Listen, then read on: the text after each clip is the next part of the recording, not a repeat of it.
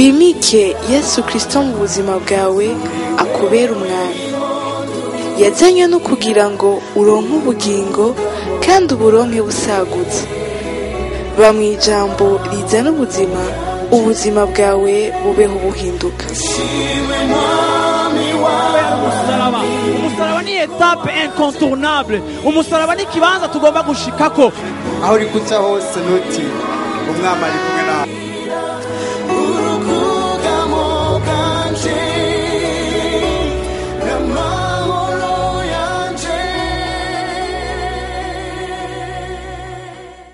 Kwa Mungu heze twaraganiriye turavuga ku kintu kijaye n'ivy'Imana ikora. Duhagaze ku majambo Paulo yandikiye Timoteyo amubwira amajambo menshi ajaye n'ubuzima bwiwe, ajanye n'intambamyi abona mu buzima bwiwe zishobora kumubuza gushikaho Imana igomba kumushikana, kandi agerageza kumubwira amajambo amufasha kuguma mu bucuti n'Imana. Bwana sifiwe sana. Mbwira umuntu mwicaye uti guma mu bucuti n'Imana. Haleluya, haleluya. Ubucuti n'Imana, sivyo? Rero mu majambo twize ku munsi wa Mungu numva mpwemu yera yensista ku majambo asa nkayo, ariko kandi numva shaka kuvuga Yesu. Bwana sifiwe sana. Numva shaka ko twiga neza. Bwana sifiwe sana. Numva shaka ko twimba tukinjira. Vuga uti kwimba nyene gucukura tukinjira indani cyane. Haleluya. Kuko hari ibintu iyo tutabicukuye canke iyo tutavyinjiyemo neza ataco bitumarira canke tukabitahura nabi. Uravyumva? Biroroshe kuja akote y'ukuri. Uravyumva? Ukabona uri mu bintu bisa n'ukuri ariko ukabura inguvu ziva mu kuri kwa vrai, kuri authentique. Haleluya. Rero ndizera yuko muri aya majambo tugiye kuganira, ndizeye ko amajambo azokongera gukunda Imana mu buzima bwawe, kandi ndizera ko aya majambo muri iyi minsi azozana ikanguro mu buzima bw'abantu benshi. Haleluya. Sasa iri jambo nshaka kurivuga, nshaka ko twiga ko kuno munsi, nshaka ko twiga kuri iri jambo dufatiye ku majambo ya mbere. Nshaka gufatira ko numvise aya majambo nshaka ko tuganira ko, ariko numva mpwemu yera andongora cyane ko tuyiga ko duhagaze ku gitabo kimwe. Ni kuvuga ngo muri iyi minsi, muri aya madimanche akurikira, ndashaka gutumira kugira ngo duheze hamwe kandi turangirize hamwe kino cigwa. Yesu ashimwe cyane. Ariko kimwe mu majambo nshaka ko dufatira ko, nshaka ko dufatira ku gitabo kimwe muri Bibiliya gikomeye cyane. Benshi mu bantu babahinga mu vyanditswe bacita nico gitabo cyo muri Bibiliya bita evangile mu buryo buri complet. Nico gitabo cyo muri Bibiliya gisobanura neza ubutumwa bwiza ubwo Yesu yavuze, kikabusobanura neza. Nico gitabo cyo muri Bibiliya abanditsi ba kera canke ama eglise gihari kiravuka hari kiratangura, nico gitabo eglise muri no myaka yubakiye ko cane igafatira ko gose kugira ngo abantu bashobore gutahura neza ubugombe bw'Imana. Ubwami bw'Imana n'ubutegetsi bw'Imana n'uburongozi bw'Imana, kandi mu burongozi bw'Imana Imana iritwararika ivy'umutekano wacu. Bibiliya iraduha amasezerano kubijanye ingene Imana izotuzigama, ingene izoduherekeza mu bihe bitandukanye tuzocamwo, ingene ihoza amaso ku mahema y'abagororotsi. Imana mu ijambo ryayo iraduha amasezerano kubijanye na security yacu, kandi Imana mu ijambo ryayo iraduha n'amasezerano kubijanye n'amagara meza yacu. Ikavuga ngo ijambo ryayo rizokomera, ijambo ryayo ijambo ry'Imana rirakomeza n'amagufa yacu. Imishisha guyiwe yaradukijije n'ingwara zacu. Nukuvuga ngo ijambo ry'Imana riduha security kubijanye na sante yacu. Ijambo ry'Imana riduha na security kubijanye n'imibereho yacu. Uhoraho n'umungere wanje sinzokena. Uravyumva? Anjana ahantu hameze komsa, hakaba hameze na gutya. Ibi vyose ni ibintu Imana igenda iraduha amasezerano ajanye n'ibintu bigize ubuzima bwacu, kuko Imana itari concerne na aspect imwe yo mu buzima bwacu, ariko Imana igomba kugira icikoze kubijanye no kubaho kwacu kose. Haleluya. Bwana sifiwe sana. Iki kibazo rero cari kihari, uravyumva? Cari gihari mu gihe Paulo yari karakora. Uravyumva? Hari ikibazo gikomeye, uravyumva, mu ishengero ry'Abaroma. Ishengero ry'Abaroma ukuntu ryatanguye, abantu benshi bavuga amasource atandukanye y'ingene ishengero ry'Abaroma ryatanguye.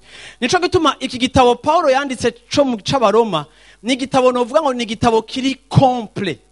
ni igitabo gitera confusion abakristo benshi, ni igitabo gituma abakristo benshi bacanganyikirwa, ni igitabo gituma abakristo bashobora kugira impari zidahera, ni igitabo rimwe na rimwe gituma abantu iyo badashatse kwiga badasobanukirwa. Ariko kandi abahinga bacita fondation y'ubutumwa bwiza. Uravyumva? Ikinco gitabo ca mbere novuga kiri neutre. Uravyumva? Kitavuga cyane kuri eglise locale, ariko ciyadressa ku bakristo bose muri rusange. Yesu ashimwe cyane. Rero nshaka gufatira kuri kino gitabo kugira ngo muri iyi minsi nsobanure ibintu nibaza ko bikomeye kandi bishobora kurevolutiona ubuzima bwacu. Yesu ashimwe cyane. Haleluya. Siko rero iki gitabo bacita evangile iri complet, sivyo? Iki ni gitabo candikiwe irishengero, kandi irishengero Paulo siwe yaritanguye, ariko yaryumvisemo ikibazo camutumye yandika. Kandi nibaza yuko iki kibazo Paulo yasanze ni kimwe mu bibazo dushobora gusanga nuno musi mu ishengero rya kino gihe, dushobora gusanga mu buzima bw'abantu. Paulo yandikira irishengero atatanguje. Muri Bibiliya turabona Paulo igihe cyose avuga ko ashaka kuza kuriramutsa, yarifuje kujya kuriramutsa, yarifuje kuritemberera, ariko ntiyigeze aronka occasion yo kuritemberera, ariko araryandikira iki gitabo. Iri shengero mu bantu baritanguye hariho confusion, ariko hariho imigwi itatu abantu bibaza ko ishobora kuba yaratanguye. Igihe Paulo yagenda kuvuga ubutumwa muri Azi, yagiye atwaye n'abantu bagiye mu ivuga butumwa. Uravyumva? Bakavuga ati birashoboka yuko muri Hotur Paulo avuye kuvuga ubutumwa, birashoboka yuko abantu baba baravuze ubutumwa canke abantu baba baratanguje iryo shengero bari abakristo bajanye na Paulo igihe Paulo yatangura kugenda muri Azi. Kuko Paulo yarageze igihe yumva ikangura ari ryinshi, yumva ko ivyo yakoze mu bwoko bw'iwabo bikwiye, yumva afise umuhamagaro wo kuja kure, niyo yafata inzira akarengana za Roma agatanguja kuvuga ubutumwa hirya, sivyo? Abandi bantu bikekwa ko batangura ishengero ryo mu Baroma n'uyundi mugwi w'abantu, uravyumva, baba Yuda bahamwe i Yerusalemu kubera kwizera Yesu. Yesu amaze kuvuzuka harabaye akaguma, harabikanguro, abantu bagira umuriro w'Imana mwinshi, abantu barasenga cyane, leta itangura gupersecute, batangura guhama abizera. Muri uko guhunga kw'abizera bava za Yerusalemu, bakibaza yuko bamwe mu bahunze ihamwa aribo batangurira ishengero ry'i Roma, siko? Uyundi mugwi wikekwa ko aribo batangurira ishengero ry'Abaroma n'umugwi w'abantu baramwikangura igihe Mpwemu Yera yamanuka ku munsi wa Pentecote muri Actes des Apôtres chapitre 2, kuko hari abantu bavuye mu mahanga atandukanye. Rero hari abantu baje kumviriza, baje kurangura, bafatwa na Mpwemu Yera, basubira inyuma atari Abisirayeli ariko ari Abaroma, baragenda baratangura iryo shengero. Rero muri uko gutangura kw'iryo shengero harageze igihe riba mu melange, sivyo? Muzosoma basome igitabo c'Abaroma, muzogenda mubona ko Paulo yiyadresa ku Bayuda, akongera kandi akiyadresa ku baki, akiyadresa no ku banyamahanga, canke akiyadresa kubo bita abagenti, canke abo kera bashobora kuba bitwa abapagani, batakuriye mu ngeso z'Imana, batarerewe mu vy'Imana, batatahujwe ivy'Imana, sivyo? Sasa rero iki gitabo ikintu kitwigisha niki? Iki gitabo kitwigisha yuko kuba warakuriye mu vy'Imana ntibikugira umuntu abohotse. Iki gitabo kitwigisha kikadutahuza yuko kuba wararezwe neza ukaba ufise indero nziza nta garanti ihari yuko uburezi bwiza waronse canke indero nziza twatojwe mu miryango yacu, nta garanti nimwe ihari yuko indero twahawe ishobora kutubohora icaha. Iki gitabo kandi kikatwigisha, uravyumva, yuko ata muntu isi iri muri esheke Yesu atarimo. Nico gituma muri iyi minsi vy'ukuri numva mu mutima wanje ndasenga ngo dusubire kandi gutahura Yesu kurusha uko dusanzwe tumutahura. Haleluya. Dusubire kandi gutahura besoin dufise y'uyu mugabo akomeye adasanzwe. Yesu ashimwe cyane. Haleluya. Bwana sifiwe sana. Ugisomye Paulo mu murongo wa mbere mu gice ca mbere, uno munsi mvuga kuri chapitre ya mbere gusa, uravyumva, kandi mvuga ku maverse make. Paulo umugurano wa Yesu Kristo nahamagariwe kuba intumwa, verset 1, chapitre 1 verset 1. Nahamagariwe kuba intumwa, narobanuriwe ubutumwa bwiza bw'Imana, ubwo yasezeraniye kera mu kanwa kabo yavugishijwe mu vyanditswe vyera, buvuga ivy'umwana wayo yavutse mu ruvyaro rwa Dawidi mu buryo bw'umubiri, yerekanywe ari umwana w'Imana mu buryo bwa Mpwemu Yera, ukuzuka kwiwe kwavyerekanishije ubushobozi. Ukuzuka kwiwe kwavyerekanishije ubushobozi. Niwe Yesu Kristo umwami wacu. Haleluya. Uwo niwe adukiza, uwo niwe atubohora, uwo niwe adukuraho ubuja. Ariko ndaje kuvuga mu izina rya Yesu Kristo, uburyo bwose bwo kuboha ku buzima bwawe bugomba guhenuka mu izina rya Yesu Kristo. Ntibishoboka yuko Imana ikora ikintu ngo igikore ikigarukirize hagati. Ndareklama kubw'ubuzima bwanje, ndanyotewe kubw'ubuzima bwanje, kutagira ikintu na kimwe mpushije mu vy'Imana yateguriye ubugingo bwanje, kutagira ikintu na kimwe nshobora kumanka canke nshobora kumisinga canke nshobora gutakaza mu vy'Imana yampaye, mu vy'ukuboko kw'Imana kwamaze kumpa, mu vy'Imana yamaze kurekura. Nta kintu na kimwe ubugingo bwanje bugomba gutakaza. Haleluya. Bwana sifiwe sana. Reka nakubwire muntu w'Imana. Paulo yaravuze ngo nahamagawe kuvuga ibi bintu. Nahamagawe kuvuga uyu muntu, siko? Nahamagawe kuvuga uyu mugabo, uravyumva, akomoka, uravyumva, wo mu ruvyaro rwa Dawidi. Uwo yaravugishijwe kera n'abavugishwa. Uwo ba Yesaya bari baravuze, uwo ba Dawidi bari baravuze, uwo ba Yobu bari baravuze, uwo bavugishwa ba kera bari bageze kuvugishwa ko. Uyu unya niwe nahamagariwe kuvuga, amaze kuba hagaseruka. Uwo niwe naje kubatangariza ivyiwe. Yesu ashimwe cyane. Haleluya. Usomye aho hantu nyene, ndashaka gusoma guhera ku murongo wa 10, uravyumva, ku murongo wa 18. Iyi chapitre itangura itaryoshe, ariko munyemerere n'ibitaryoshe tuvyentroduce. Kubona sifiwe sa. Uti gute? Paulo atangura adekriva, yerekana ingene vraiment humanité iri muri échec. Paulo atangura yerekana ingene umuntu yarananiwe. Chapitre ya mbere gushika kuri chapitre ya gatatu, kuva muri chapitre ya mbere kuri verset 18 ugashika muri chapitre ya gatatu muri verset 20, Paulo yerekana yuko isi iri muri échec. Yerekana ahagaze ku vyakoretse muri Genèse chapitre 3, kuko mwitangurira igice cya gatatu niho umwana w'umuntu yari asanzwe ari muri plan y'Imana yaguye. Ngera babwire yuko iyi chapitre ifise uburemere, kuko kimwe mu bintu ishaka kutwereka, iyi chapitre nitwereka yuko isi merewe nabi mu bantu gusa batazi Imana. Ariko ngenda bibutse yuko Adamu na Eva mu kugwa bari muri presence y'Imana.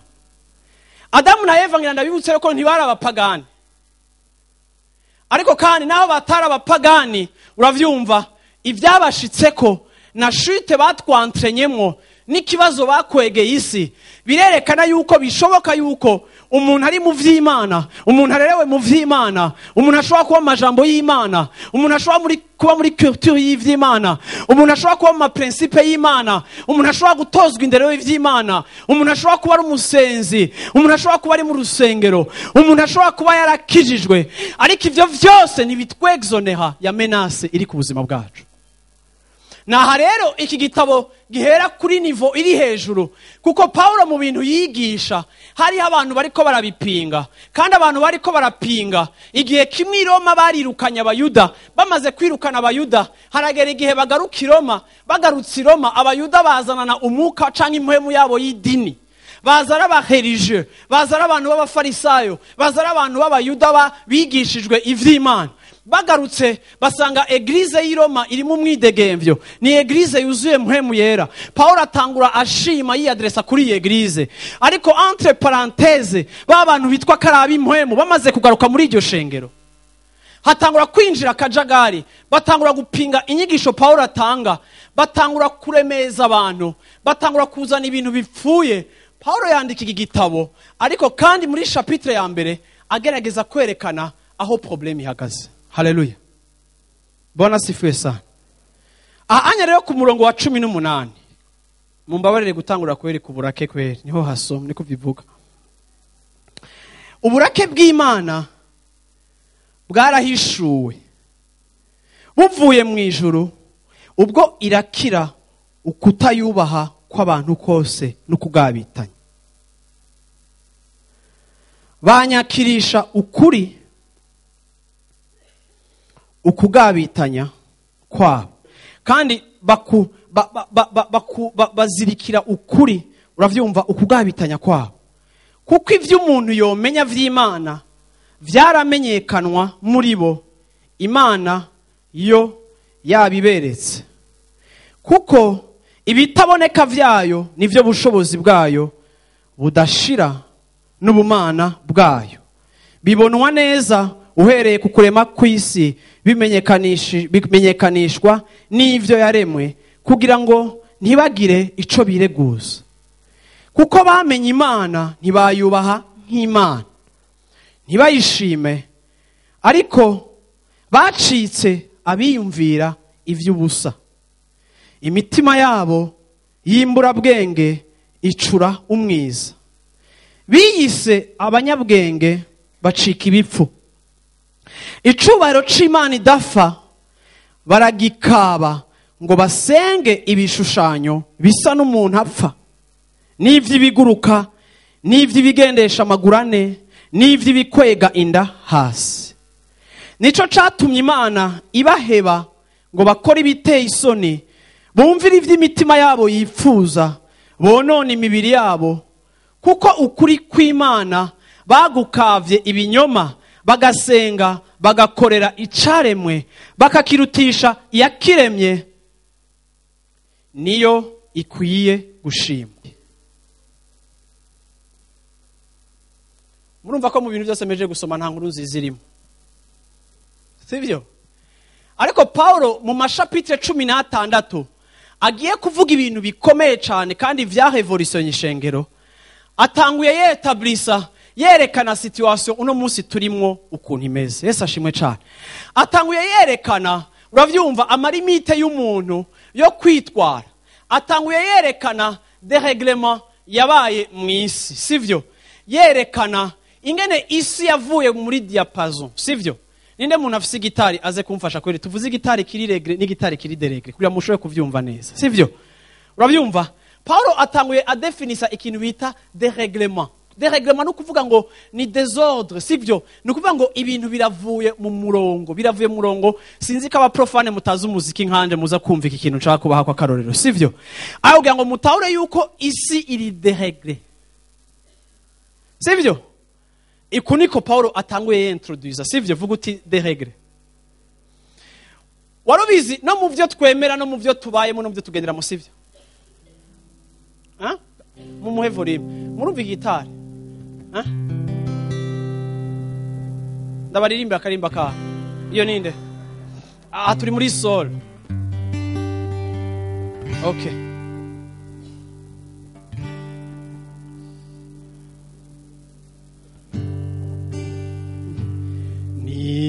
Nihagira umunashi. Come on. Chubahiro. Okay. Naho yo kirushaba. Mwe muwandanye mbeje mbe ndavuga gatoya. Murumva iki gitari kiri regre. Murumva ko bimeze neza, sivyo? Jise kunize.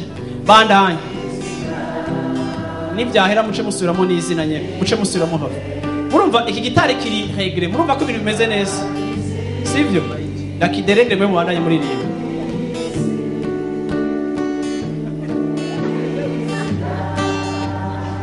Bandanya wewe. Uko mumva bimeze gute? Muriko murabyumva?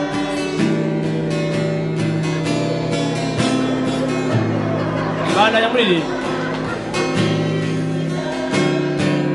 Umuntu atazi gitara ashobora kubandanya kuririmba.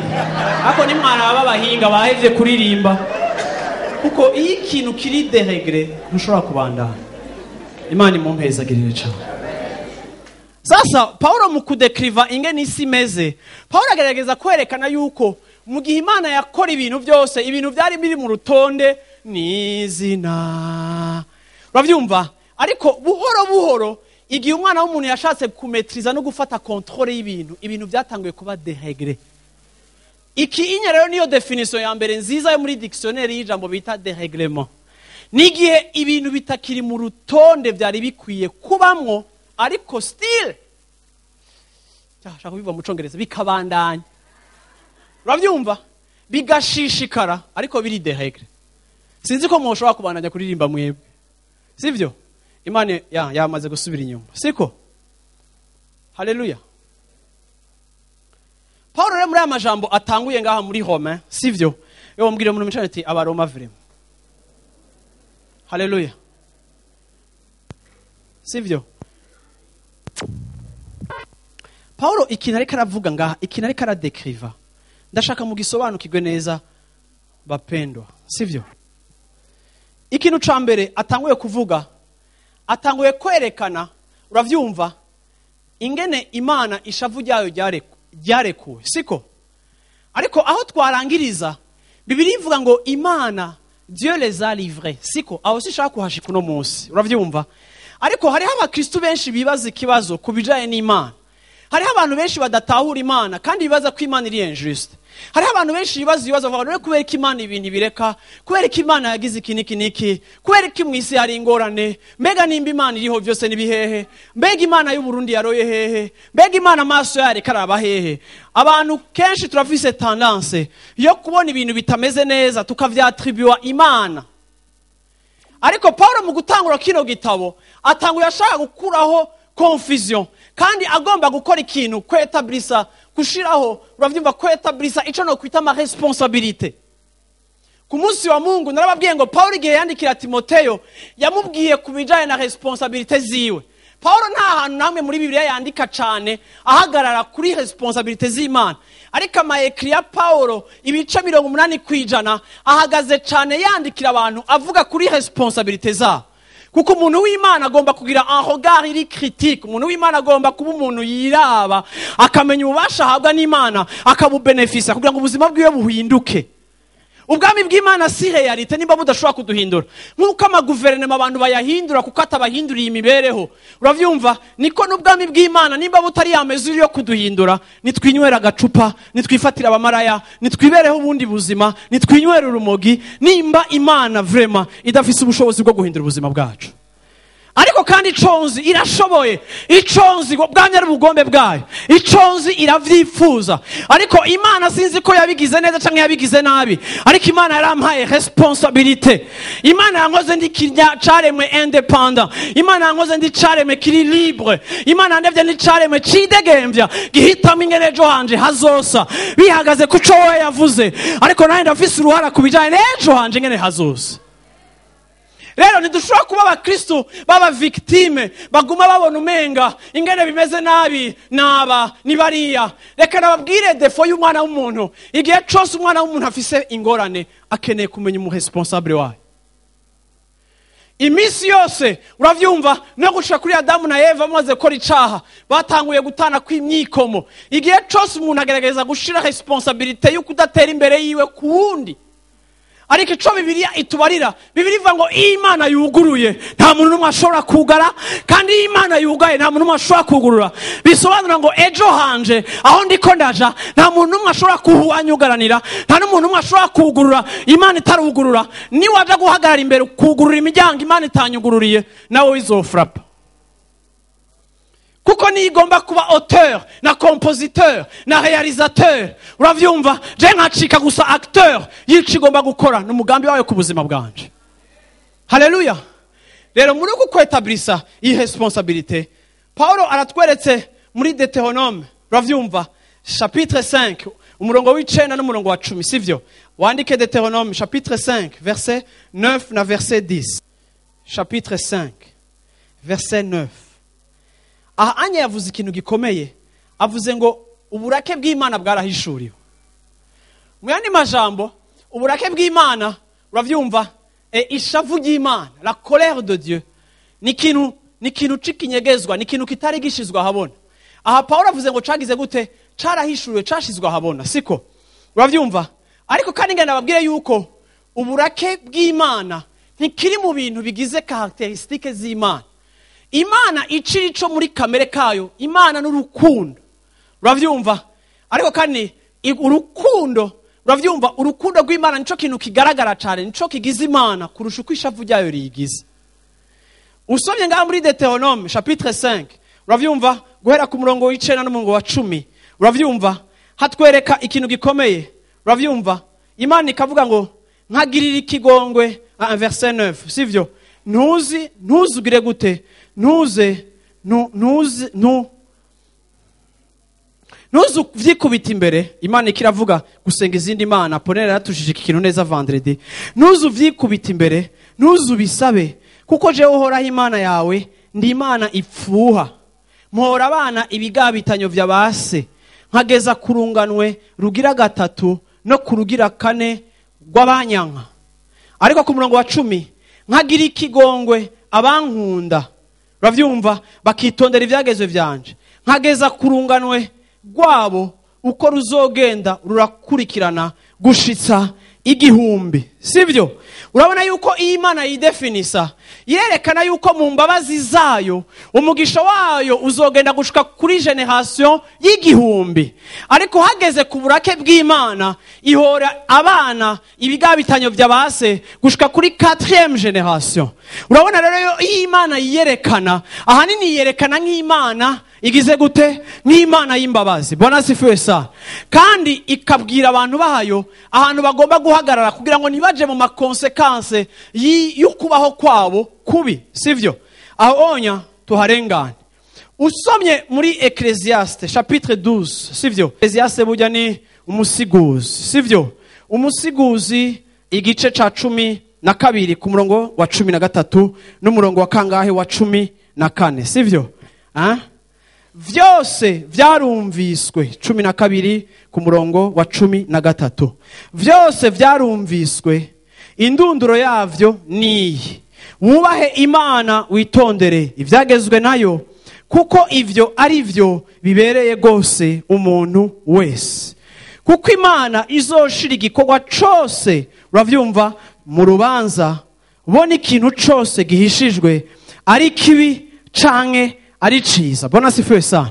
Aha anya uyu mwanditsi w'umusiguzi agerageza kutwereka Imana nk'Imana izoshira habona igaca imanza ibikorwa vyose vyagiye birakogwa. Ivyo onya kubijanye n'urubanza rw'Imana biri appliqué ku bantu bose. Abantu bose baremwe un jour, umunsi umwe bazoza muri jugement y'Imana. Sivyo? Siko? Usomye Galate chapitre 6, Abagalatiya 6. Abagalatiya igice ca 6 ku murongo w'indwi havuga gute?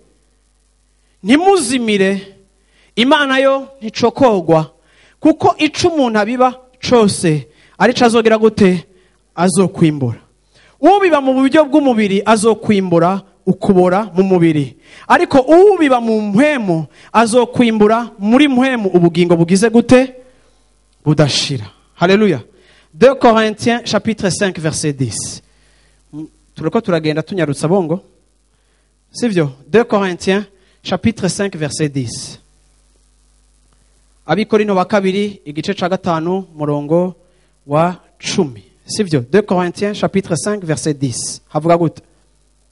Kuko twese tutazobura kugaragarizwa imbere y'intebe y'amateka ya Kristo, kugira ngo umuntu wese agire gute? Ahabwe ibihwanye n'ico yakoze akiri mu mubiri, ari ciza canke ari kibi.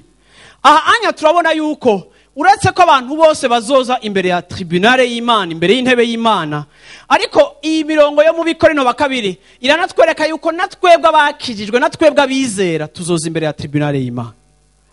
Natwebwe abizera umunsi umwe tuzokomparesa imbere y'Imana kugira ngo tugire gute? Kugira ngo duhabwe impera bifatiye ku vyiza canke ku bibi twogize gute? Twakoze.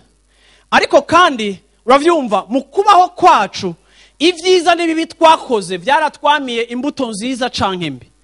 Ngenda babwire ngo hariho sorte za jugement, hariho urubanza Bibiliya itubwira ngo imbere y'Imana, ariko kandi hariho n'urundi rubanza rutuza ko bivaye n'ico twabivye inyuma y'igihe kanaka kikatwamira.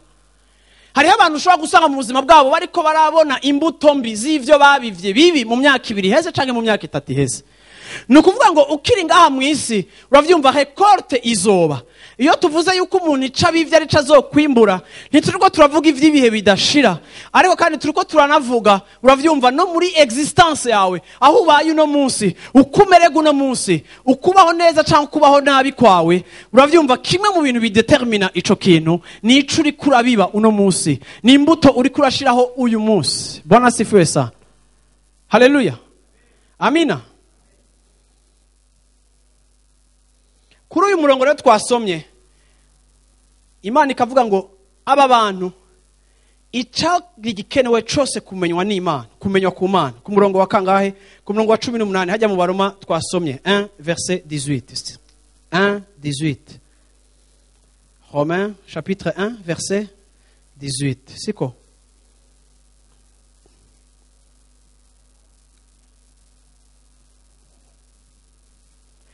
Kuri verset 19. Kuko ivyo umuntu yomenya vy'Imana vyerekanywe muri bo, Imana ariyo yabiberetse. Haleluya. Amina. Niwandike verse ntashaka gusoma ya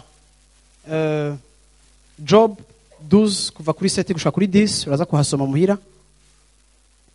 Yobu 12 ku murongo w'indi gushika ku murongo wa 10 na Psalm 19:1 gushika kuri 6. Uravyumva?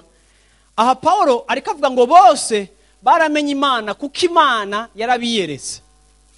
Hariho abantu bahora bibaza ibibazo bakavuga ngo mbega nimba abantu ari Yesu wenyine azodutwara mu ijuru, abantu batigeze kumenya Yesu bizogenda gute? Ni bande bahora bibaza ico kibazo? Abantu batigeze kumenya Yesu, none Imana izobacira urubanza ifatiye kuki, sivyo?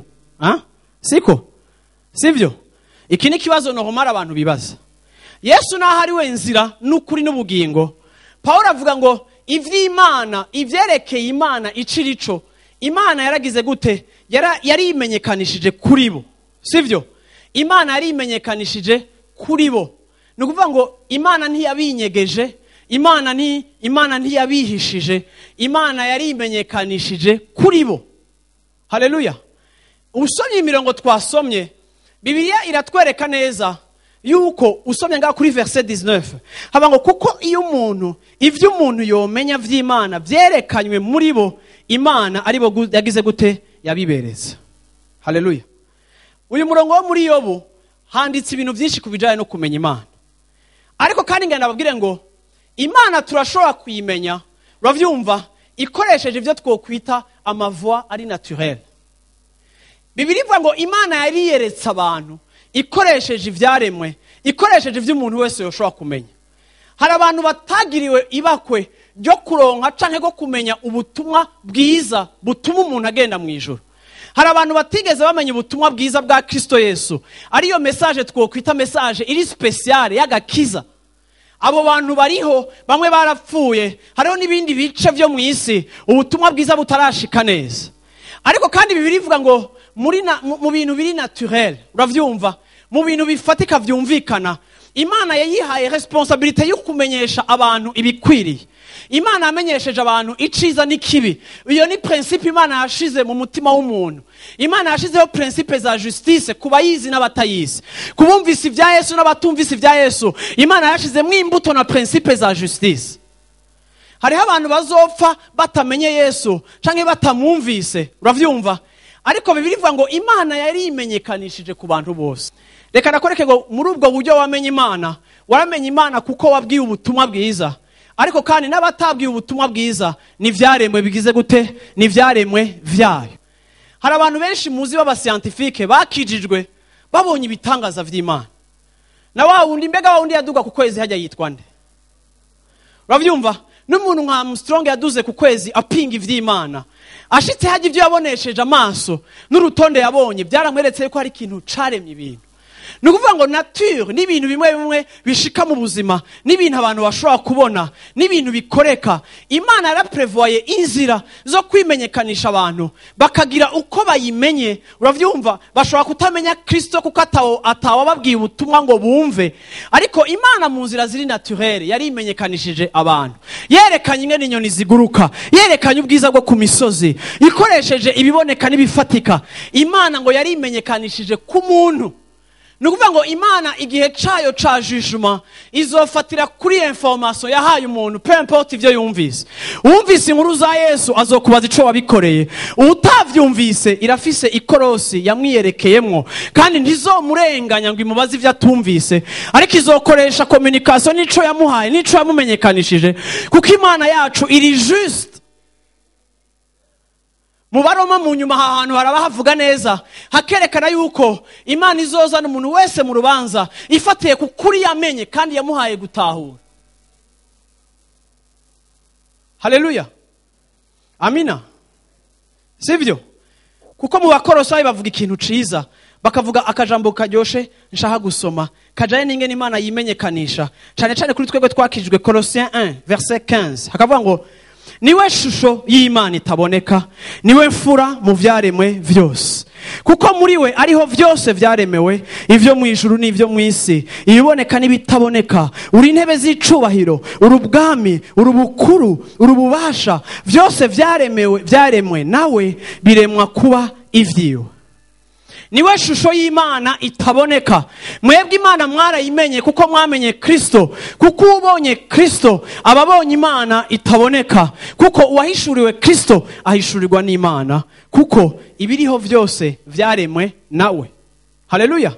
Aha rero Paulo ariko arevoriwa, uravyumva, ariko ashaka kudushikana ku kintu kimwe, ashaka kudushikana ku kintu citwa kumenya. Vuga uti kumenya. Iri jambo kumenya muri Ancien Testament, usomye Genèse chapitre 4 verset 1, bavuga ngo Adamu amenya Eva. Iri jambo kumenya, uravyumva, connaître, si jambo rivugwa ku muntu atazi, nukumenya nyene. Vuga uti kumenya pe. Bibiri ivuga ngo Adamu amenya Eva. Iyo Bibiri ivuze ngo kumenya, connaître, sivyo? Iri jambo girefera kuri intimité. Igihe Adamu yajyamana n'umugore wiwe Eva, Bibiri ivuga ngo aramumenya. Mu Gifaransa chapitre 4 ya Genèse, sivyo, verset 1, havuga ngo Adamu amenya umugore wiwe Eva. Nukuvuga ngo iri jambo kumenya ni ikintu kiva mu kintu no kwita ubusabane, intimité. Kumenya si ikintu cyo hejuru, kumenya ni ikintu kiri profond, ni ikintu novuga kiri ni ikintu cibwina abantu gubapendwa. Haleluya. Sivyo? Ariko Nouveau Testament iyo ni Ancien Testament. Nouveau Testament ivuga kumenya umuntu. Nouveau Testament ivuze kumenya, canke kumenya Imana. Canke Bibiri ivuga ngo uravyumva ngo ivyo dushobora kumenya ku Mana vyose vyarabahishuriwe. Iri jambo rivuze kumenya rishaka gusobanura ngo iyo tuvuze kumenya Imana, nukuvuga ngo nukumenya, uravyumva, nukwakira umuntu. Sivyo? Ndashobora kwakira umuntu mu nzu yanje, akaza nkamwakira nkamuzimana, ariko akabanzaniye message, sinakire message azanye. Rero iyo Nouveau Testament ivuga kumenya Kristo, uravyumva, ivuga kumwakira. Muko muranyumva? Ivuga kumwakira. Rero usanga abakristo benshi barakiriye Yesu, uravyumva, kandi kuko wamwakiriye vyitwa ko wamumenye. Ariko iri jambo kumumenya ntigiyaplika kuri wewe igihe utakiriye message yose Kristo akuzaniye. Rero iri jambo connaître canke connaissance, uravyumva, nukumenya umuntu ukamwakira, ariko numwakire wenyene ukanamwakirana n'ica kuzaniye nka message. Ngera babwira ikintu cyo kudeplora cari muri situation ya kwa Paulo igihe yandikira abaroma. Abantu benshi hari ibintu byari bimaze kumenya. Aha Paulo ariko avuga ngo ivyo bari bakwiye kumenya ku Mana byose Imana arabibihishuriye. Paulo ariko abwira abantu bamenye Imana, apana abantu batamenye Imana. Ariko aba bantu naho bamenye Imana, ukumenya kwabo kwarimo igipasu, kwari kumeze nk'aya mabiye y'igipasu. Sinzi ko mwaramukina mabiye y'igipasu ugatahana igipasu, uravyumva, kandi baguhembye igipasu wumva ari igipasu nyene, sivyo? Rero hari abantu bakiriye ubwami bw'Imana ariko babwakira mu gice, kuko message yose Imana itabazaniye batari prêt kuyakira. Hariho abantu bibwiye yuko hari ibintu vy'Imana bobo bitabara. Hari ibintu bimwe kuko bitaranja kameremere kawe, uravyumva, ubwo umuvugo ngo sindabitahura. Epo utahora bitahuye. Ariko kandi uyu mugabo wakiriye wagize umwami w'ubuzima bwawe, ntushobora kumwakira utamwakiranye na message yiwe. Kuko abo twari kumwe kwa Mungu twaravuze ko message yiwe nibwo bugingo. Rero ubugingo muri jewe buri entier quand je reçois le fils, uravyumva, kandi quand je reçois son message. Uravyumva? Rero ikintu kiri dangereux nigihe abantu b'Imana batanguye kugira ibintu bimwe bakira nivyo batakira. Igihe umuntu w'Imana atanguye kwakira ukuri kumwe ariko ibindi bitusha ibintu bimwe kuko bitakwaranja, ukabwira abantu ngo sindabitahura, kuko kandi bitakwaranja, uravyumva, ukavuga ati gutya na gutya, hama kubera ibindi bintu biza biharawe. Uravyumva, ibiharawe biza, uravyumva, rimwe na rimwe biraza bikata ku butumwa bwiza. ngenda babwire yuko muri mode sivyo, muri mode mu bintu bigezweho hari ibintu byinshi biza vyiyataka kuri principe z'Imana. Rero iyo turi abantu baraba televiziyo cyane, iyo turi abantu basoma ama magazine y'abastare cyane, iyo turi abantu bari ouvert cyane ku isi, je n'umuntu ari ouvert cyane ku isi. Ariko kandi ndakunda kuona ingene rimwe na rimwe vyorose yuko Satani azana adiriwa ico twakiriye bivanye ku byo tubona n'ivyo twakira. Haleluya. Ndamaze kubona ingene mu buzima bigoye kuvuga no ku bintu bimwe bimwe. Rero ibi bintu biriko biratuzamwo uravyumva biza vyiyataka ku butumwa bwiza. Ahanya uyu murongo twasomye watubwiye ikintu gitebwo bagitangaje. Bibiliya yatubwiye ngo Imana abantu ngo bamaze kwitera akagongo sivyo bakanka principe zabo, kuko murabona yuko mu gihe tugezemwo abantu bagerageza, ndababwire uno munsi hari ibintu bita theologie libérale. Ivyo bita theologie libérale ni ibintu bigerageza gufata message ya evangile bikayidiriwa. Bakavuga ngo reka Yesu aje avuga kugira ngo sico yashatse kuvuga. Ngo aje yashatse kuvuga ukunuku. Ngo reka twanarize. Abantu bakaja mu maseminaire n'amakonferanse yo guhinyuza Bibiliya atari abamiziruma ari abakristo, kuko bariko baragomba kugerageza kumanurira ijambo barishire ku rugezo ry'ivyo bariko barashaka kuba. Umunsi umwe baragiye gutambukira mu bintu basanga ijambo rirababuza. Rero kugira ngo bakureho ikibagiriza mu mutima bakagerageza kwiyegereza no gukunda abantu babigisha bavyorosha. Erega bijya nutagezwa kubigira, erega bijya vyari vy'abakera, erega bijya bakagenda bakadiriwa ugashika ahantu usanga ubutumwa buri atake. Bibiliya reka avuga ngo kubera abantu rero bagiye barapermeta abantu bakagenda barakira izindi nyigisho nk'iza za Satani abwira Adamu ngo erega wojya kijya camwa iyi situation yawe ba special, kuko abantu bagiye baspira ku bintu biri special bitavuye mu kuboko kw'Imana ariko bivuye muri culture kandi bivuye muri curiosité yabo. Abantu bagiye bakira uburozi. Iki gitabo chapitre ya mbere y'Abaroma irangiza itwereka idekriva situation iri catastrophique ya eglise uno munsi, yisi uno munsi. Ngo Imana yabarekuriye mu busazi bw'ubwenge bwabo. Uno munsi birantangaza ngerageje kuraba ubwenge. Uravyumva? Uno munsi birantangaza ngerageje kuraba iterambere riri mu isi, iterambere. Ariko kandi birantangaza ingene abantu bafise ubwenge bwinshi bakagira iterambere nyinshi. Ariko kandi muri ubwo bwenge n'iterambere ryinshi mugende muraraba abantu bariko barahinduka. Iyi chapitre iratubwira ku kintu ca homosexualité. Sivyo? Ikakivugako. Ariko muze murabe igihe cyose Satani ariko arapromotinga forme y'ikosa canke ya principe mbi mu bantu, buhoro bigenda bituzanamwo tolerance. Kuko iyo ukikujwe n'abantu bari muri pratique zipfuye uratebuka badopta, kandi uko badopta niko na rimwe wakira uwo mugenzo. Uravyumva? Ikisina gitushako cane. Ariko haniho Paulo yerekana dereglement ya societe, agerageza kutwereka ati reka twiyumvira ubwenge bw'abantu buri he. Nimumbwira abantu bafise ubwenge. Kuna munsi tubona abanyabwenge bakomeye bahambaye biza amashuri akomeye, ariko kandi kubera atakaje amafaranga make akiyahura. Ubwenge bw'umuntu ahagarika ubuzima bwiwe, agaturira famiye yiwe yose, akica umugore n'abana kubera crise financière yinjiye. Kandi akaba yari umuntu bashira entre parenthèses mu bantu bari normal. Mbega wombwira gute ngo ubwenge bw'abantu, uri gute wombwira ko ubwenge bwacu dushobora kubwifiyako? Igihe umwana w'umuntu atanguye kubakira kuri capacité na foi muri capacité ziwe, ega Imana araduhaye ubwenge.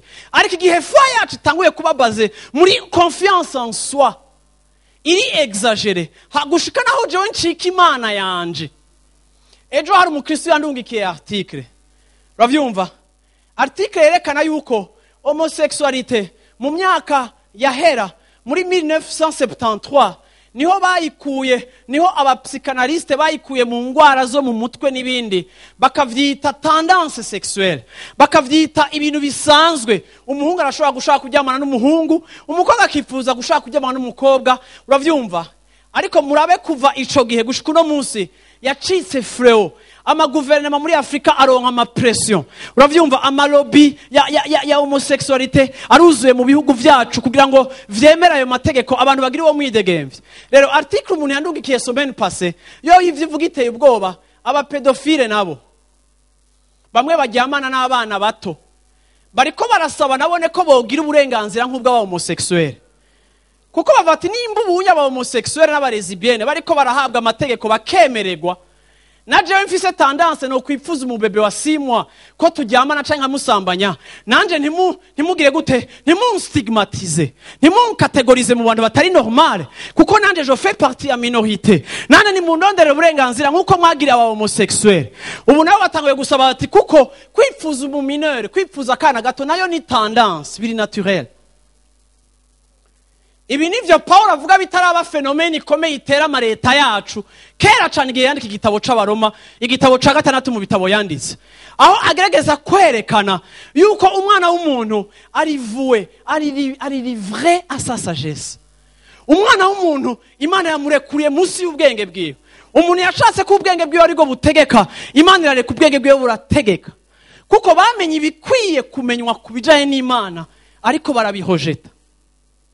Ngenda kubwira ngo igihe umuntu w'Imana ari expose kukuri, igihe umuntu w'Imana amenyesheje ukuri akaba expose kukuri, ariko ukuri Imana iguhaye ukakuhojeta, ikintu cambere bidevelopa mu buzima bwawe ni incredulité, gukomantara. Iri jambo gukomantara umutima si jambo riri appliqué ku bantu bari inyoha. Ariko iri jambo gukomantara umutima ni jambo riri appliqué ku bantu bamenye ukuri, ariko babishatse babigomvye kuko kutabaranja bakadesida kukuhojeta no kukwegeza inyuma no kuronka ama excuse. Rero uwo muco watse mu buzima bwawe igihe utabaye sensible ngo ureponde muri sansa y'umuco Imana ashize mu buzima bwawe, ico bizana mu buzima bwawe bizana incredulité.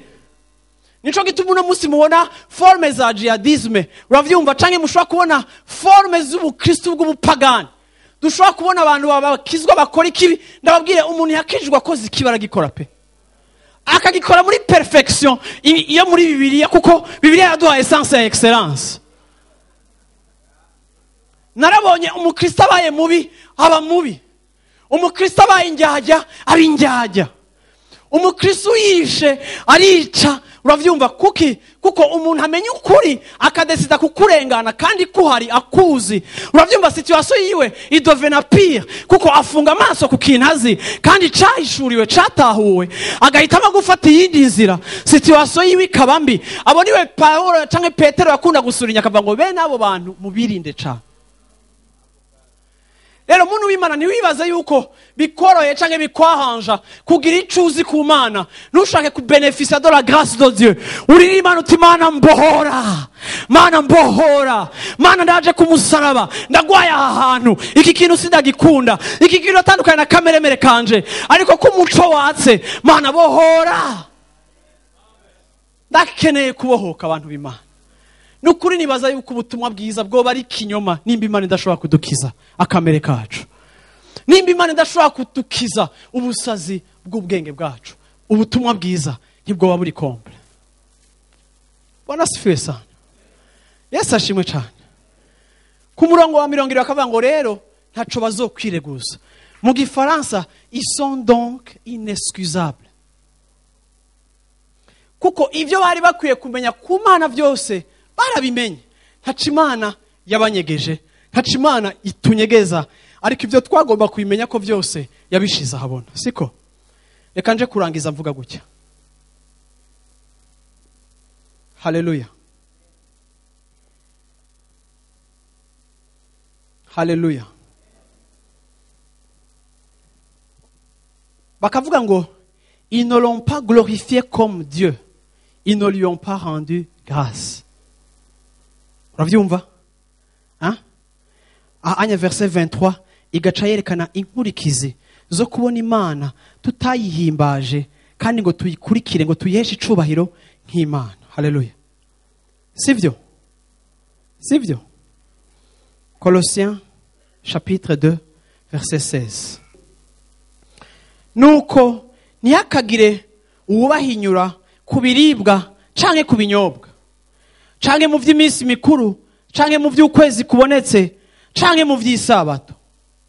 ivyo vyari igitutu c'ivyari vyarariye vyagize gute birariye kuzoza. Ariko umutumba ubwayo nuwande nuwa Kristo. Haleluya. Twavuze Colossiens 16:23. Uravyumva? Ntihakagire umuntu abagunga impera yanyu nk'uko yigombera ubwiwe, ayibagungishije kwicisha bugufi no gusenga abamarayika, aguma mu vyo yabonye gusa.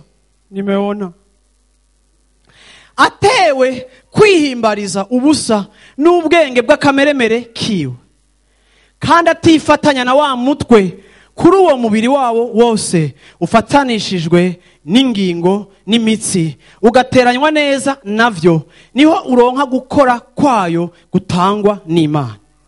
Asangwa mwarapfanye na Kristo mukareka ivya mbere vy'isi, niki gituma mwemera kuganzwa na ya mabwirizwa nk'abazokwama bari ku isi, ngo ntugafate, ntugatamireko, ntugakoreko, kandi ivyo byose biba biheze iyo biriwe mukumvira ivyagezwe n'abantu n'inyigisho zabo. Ayo mabwirizwa koko afise ishusho y'ubwenge, kuko abwiriza gusenga nk'uko abantu biraritse no kwicisha bugufi no kwibabaza imibiri, ariko ntagira ikimazi co kubuza ukwifuza kwa kameremere k'umuntu. Haleluya, haleluya, amen. Paulo ariko avuga ikintu gikomeye, ariko co nkundira Paulo kenshi avugana n'abantu bakijijwe, avugana n'abakristo, sivyo? Rero ariko arerekana, uravyumva, aravuga ati mwebwe mwacitse abaja b'abantu, mwacitse abaja b'abantu b'amadini. Reka ndababwire abantu b'Imana, nukuri nta kintu kibaho kibi nk'idini, kandi idini riragahera mu izina rya Yesu Kristo. Haleluya. Paulo yakagerageza kwerekana yuko abantu kubera gukunda Imana bagiye baja munsi y'abantu babagumiza mu vya kera vyaheze bitakiri d'actualité. Ngana babwire ngo ikintu kikwereka imisi yose idini ni ikintu kidapromotinga Yesu. Ikintu kizokwereka umwuka w'idini ni ikintu kikwereka abantu canke kikakwereka amapratique. Hariho abantu bobserva imisi mikuru, hariho abantu baha agaciro imisi mikuru. Umugabo n'umugore bagahaguruka bati oyo no munsi nitworeka gusenga ni kuri Noeli, bakambika utwana amakoti, bakambika utwana amakaravati, udukobwa bakatwambika urushungi, tukambara blanc, ukabona famille yose iradebartse irashitse. Avyumva? Idini misi yose rizana amaforme, rizana ibintu dukora kugira ngo twemegwe. Ariko aho Yesu atandukaniye n'idini, Yesu ntaduha imigenzo, ariko Yesu acika realite mu buzima bwacu, akambohora, abantu bakabona impinduka, umuntu w'Imana akava mu bwiza aja mu bundi, abantu bakabona transformation. Paulo yarandikiye Timoteyo aramubwira ngo que tes progrès soient évidents pour tous, iterambere ukuja imbere kwawe kugaragare mu maso ya bose. Nukuvuga ngo ico Yesu akora kiragaragaza mu maso y'abantu bose yuko hari umwami akomeye ariko arakora igikorwa mu buzima bw'umwana w'umuntu. Aba bantu rero bariko bahura n'abanse combattant, uravyumva, bababwira ngo isabato, mubahiriza isabato.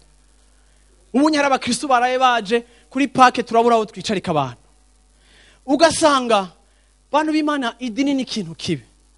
Ugasanga hari abandi bantu bagerageza gushira abantu mu mico. Narabonye kandi bamwe murashobora kuba mubizi, narabonye abantu bazana culture, bagapresha abantu culture, bagafata Bibiliya bakayadapta ku mico y'ikirundi, ukigisha abantu culture. Ariko abantu b'Imana bakundwa, nta muco ushobora kubohora umuntu. Umuco w'iwacu jeni wambohoye. Haleluya, amina. Umuco rimwe na rimwe urashobora kukwigisha ingene wifata mu bantu. Uravyumva, muranumva abantu bavuga ngo non, ngo c'était un bon médecin, il était bon avec le voisinage, il saluait tout le monde, c'était un homme ordinaire. Aho bariko badekriva umuntu aje kugira igafa ariturikije canke aturikije umuryango wiwe, c'était un homme ordinaire. umuco wacu imico yacu iratugira des hommes des femmes ordinaires. Nimuvugira hejuru muvuga muri treble mukavugira muri basse hakaba harimo na kandi kitote hakaba na mid 1 mid 2 uravyumva batazi kuri mixer ivyo ntavyo mushobora gutahura ukamenya ingene uvuga mu bantu ugapasa neza ariko ugasanga waraboze uravyumva uri kurabora uravyumva nta nuwo wobwira ko wobora kuko hari igicapo wiyambitse ariko kitari authentique indani urahera indani urarangira uri malheureux uri misérable ariko still hari ingene twifata mu bantu.